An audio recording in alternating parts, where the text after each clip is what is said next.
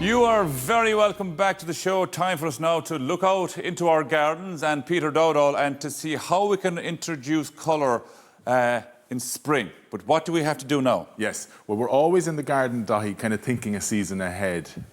You've always got to be working with nature and with the season. So now, in the autumn, early winter, it's the time to plant spring flowering bulbs, okay? Now, this year's a bit of an anomaly because it's still so warm. Yeah. It's kind of very mild out there. Oh, yeah, it was 20 degrees earlier this week. So you don't really want to plant them when the temperatures are that high. There's plenty of time, so don't be in any rush to do this. I often don't get mine in until after the Christmas holidays. Should you leave the rest of the stuff maybe die away first?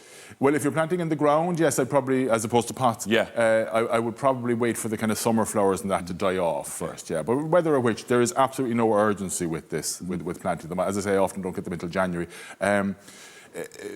If they get going too early, they'll flower. The frost won't damage them really, but they will just flower that bit too early, which you don't want. And a nice idea too when planting spring bulbs is to stagger the planting. So plant a few this week, a few next week, and a few. That'll stagger the flowering period in the other end too. Yeah. And with bulbs, I mean, there's such a selection of spring bulbs out there, and of course, what have we here? They're tulips, right? Tulips. But you've everything, let's say, starting with this crocus here or the muscari, I'll just hold them up there. Starting with them, they're going to give you a flower colour from kind of January, February, right? Oh, that's soon. Yeah, and then all the way with your daffodils for kind of March, tulips, April, and pick up that fella there. See the white fella there in the middle? Yeah, give it a smell. The garlic. Yeah, well, is that garlic? It's a family of it. Yeah, oh, it's not. It's an allium. It looks really like it. Yeah, it was the same family, but don't eat this one now. Okay. But alliums will give you colour right into June, even July. So you with bulbs, you've January to July covered, if you like. And what kind of flowers will these have? An allium, they're gorgeous. This is allium Christophii. It comes up about yay high off, let's say, between my hand. And you'll know it if you see it. It's a globular, globe-shaped flower, lovely kind of cerise pink star. They're stunning. Yeah. Stunning. Do you know the way that frost would kind of affect some of these? Will these be okay because they're fine and sturdy? Is that how it works? Well, no, it's not. Yes and no. I mean, yes, they will be fine in the frost. It's just nature. It's just that these plants are frost hardy, so they're not going to be damaged by frost. Now we're going to get stuck in, and you're working with me today, right? So, and speaking of working with you, we should be working with the seasons, Peter, shouldn't we? We should always. We're doing this for the spring, and then later in the winter we're looking ahead. We start off with seeds for summer, and then summer. We're always looking a season ahead, if you like, right? Okay. Now, I've done most of the hard work for you. I bought in the pot,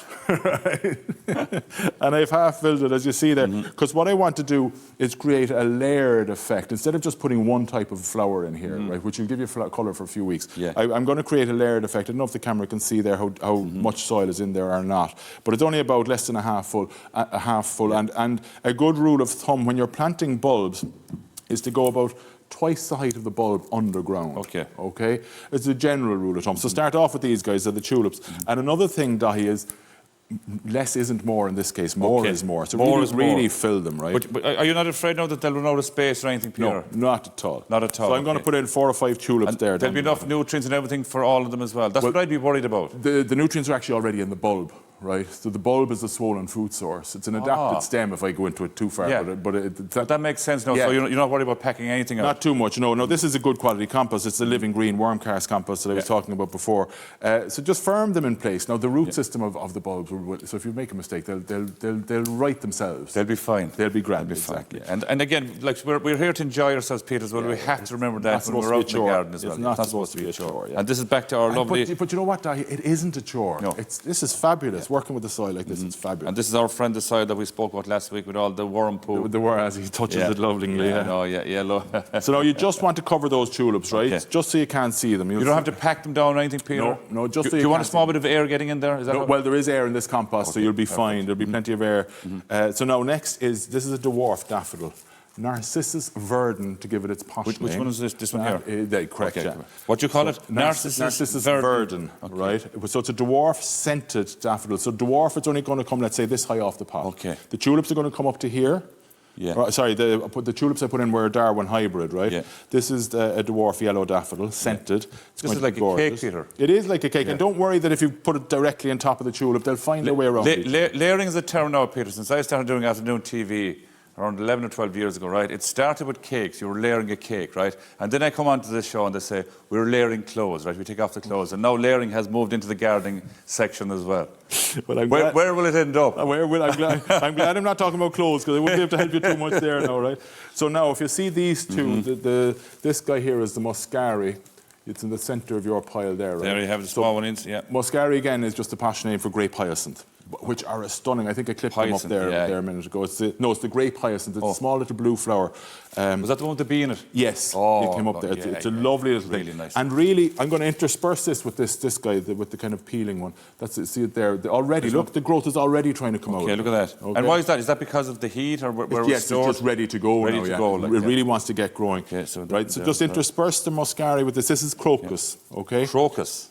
Which I'm sure you know. And this is a lovely Crocus called Joan of Arc. It's a lovely white one. Yeah. It's a really, really good performer. Lovely. So these now will be quite low in the pot, okay? Yeah. And where would you keep these pots, Peter? You put them straight outside. You would leave them outside and you leave the natural rain going to them? Don't be scared of nature at all. Leave them outside. Yeah. Nature will do its thing, right? Yeah. So, and I can feel there I'm putting it on top of the daffodil, so I'll just move it slightly to the left. So now you'll have the Muscari and the Crocus coming up that high off the pot, the little daffodil slightly higher, and the tulips up here. You'll have a great plastic cover. Peter, we were chatting last week about getting bees back into the garden and how important the bees are. Yes.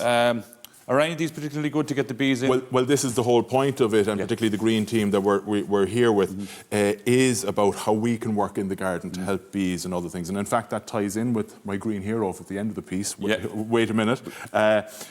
Yes, the Crocus and Muscari that I'm using here are particularly brilliant for bees. And it's a very good question because not all bulbs are equal when it comes to bees. Some aren't good. The Crocus, Muscari, a small fritillaria, Meleagris, these are brilliant for the bees. So do keep an eye out for the ones that will help the pollinators because they're the ones we should be planting. And we should be planting them now?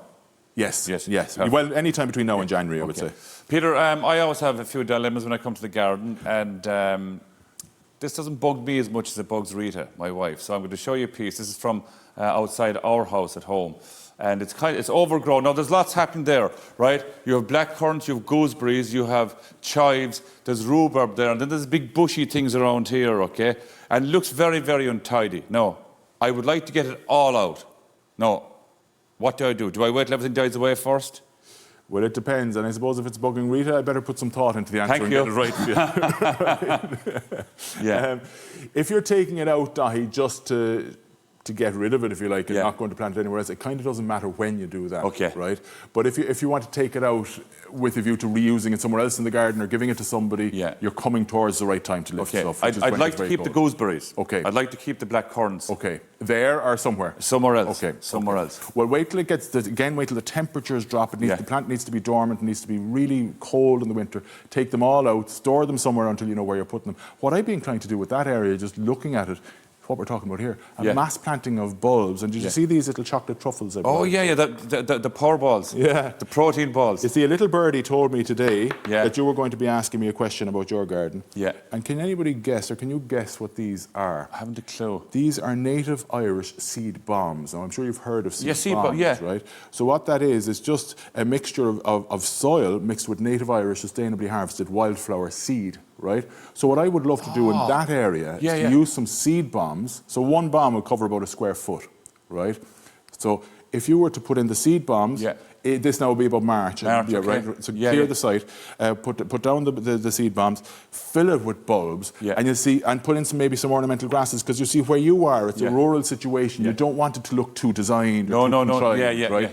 Where your garden meets the greater landscape, that line should be a bit blurry. So wildflowers, bulbs, grasses, I think will be the way to go there. Perfect. Peter, just before we go, we have our Green Hero of the Week. Well, the Green Hero who is he? This week is no less than our President, Michael Dean. And the reason for that is because as patron of Gaisce, President Higgins has lent his support to the BulbsForBees campaign. He's very aware of the importance of pollinators. Every post-primary school in the country has been sent a packet of bulbs by Gaisce. Local development offices have been sent bulbs for community groups, voluntary groups.